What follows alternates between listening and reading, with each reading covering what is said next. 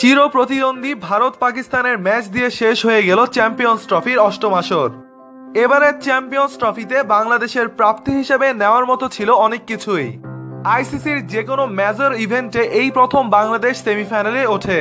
পুরো টুর্নামেন্ট জুড়ে অসাধারণ খেলেছে হাথুরু সিংহের শিষ্যরা।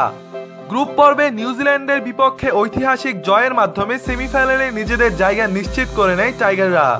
সেমিফাইনালে বাংলাদেশের প্রতিপক্ষ ছিল বি গ্রুপের চ্যাম্পিয়ন ভারত। চ্যাম্পিয়ন্স ট্রফির সেমিফাইনালে এই দুই প্রতিবেশীর লড়াইটাও জমেছিল বেশ, যদিও শেষ পর্যন্ত 9 উইকেটের বিশাল জয় পায় ভারত। সেই ম্যাচে ভারতের কাপ্তান বিরাট কোহলির একটি উদযাপন নিয়ে সোশ্যাল মিডিয়ায় তোলপাড় তৈরি হয়েছিল। কেদার যাদবের বলে মুশফিক ক্যাচ তুলে দেন বিরাট কোহলির হাতে। বল হাতে তালুবন্দী করে এক উদ্ভট উদযাপন করেন বিরাট কোহলি। জিহ্বা বের করা তার এই উদযাপন নিয়ে বেশ কয়েকদিন ধরে আলোচনা ও সমালোচনা হয়েছে সোশ্যাল মিডিয়াগুলোতে। আর এবার চ্যাম্পিয়ন্স ট্রফির ফাইনালে বিরাট কোহলি আউট হওয়ার পর পাকিস্তানের ফাস্ট বোলার মোহাম্মদ আমির এই ধরনেরই একটি উদযাপন করেছেন বলে দাবি অনেক ক্রিকেট ভক্ত সমর্থকদের। এ নিয়ে সোশ্যাল মিডিয়ায় একটি ছবিও ভাইরাল হয়ে গিয়েছে, যেই ছবিতে বিরাট কোহলির দিকে জিহ্বা বের করে মোহাম্মদ আমির উদযাপন করছিলেন।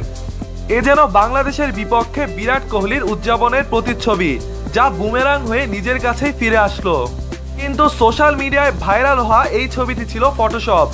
কোনো এক উগ্র ভক্ত সমর্থক এই ছবিটি ফটোশপ করে পোস্ট করেছিল, যা পরবর্তীতে ভাইরাল হয়ে যায়। তবে এটাও সত্য, জিহ্বা বের করে এই ধরনের উদযাপন কেবল কোহলিকেই মানায়। অন্য কোনো খেলোয়াড়ের পক্ষে এই ধরনের উদযাপন করা সম্ভব নয়।